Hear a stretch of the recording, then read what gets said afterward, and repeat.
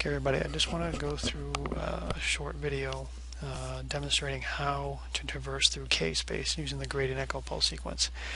Figure 4 in topic 2 tries to show you how that happens, but I don't think it's very clear, so I want to go through it again. So on the left here is a copy of figure 3 from topic 2. On the right is just a blank version of K-space. So what I'm going to do here is just step through the pulse sequence or this animation, and then at the same time we'll step through K-space. So you see how this black dot has appeared on GY. This is the phase encode gradient. So at this time now, where this is the first value of the phase encode gradient as indicated by this upward arrow.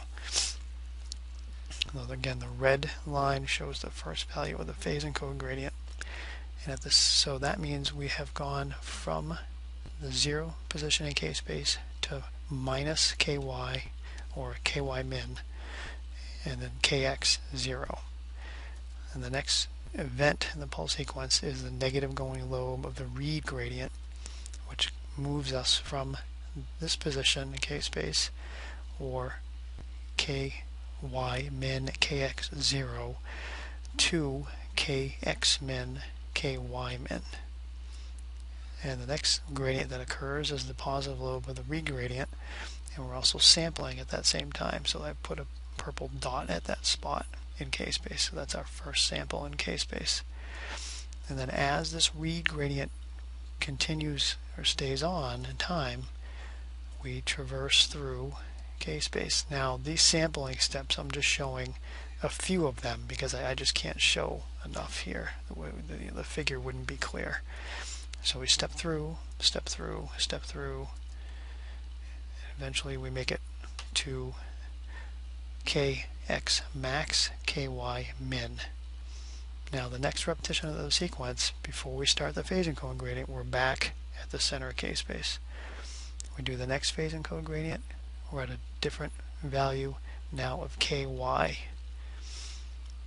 we're at still, again, we're at kx 0 now, and a different value of ky. Same thing. Now the next event that occurs is the negative going lobe of the read gradient, and then I'm showing the entire positive lobe of the read gradient and the associated traversal in K-space.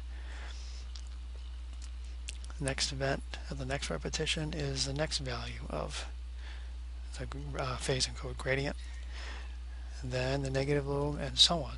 So I'll just step through this slowly.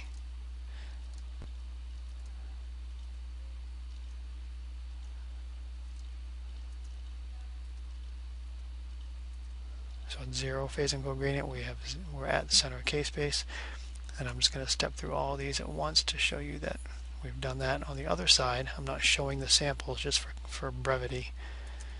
I'll show the very last line here, and that's it. That's the last part of the pulse sequence, or the last frequency encode gradient, and this is the last line of K-space that we acquired.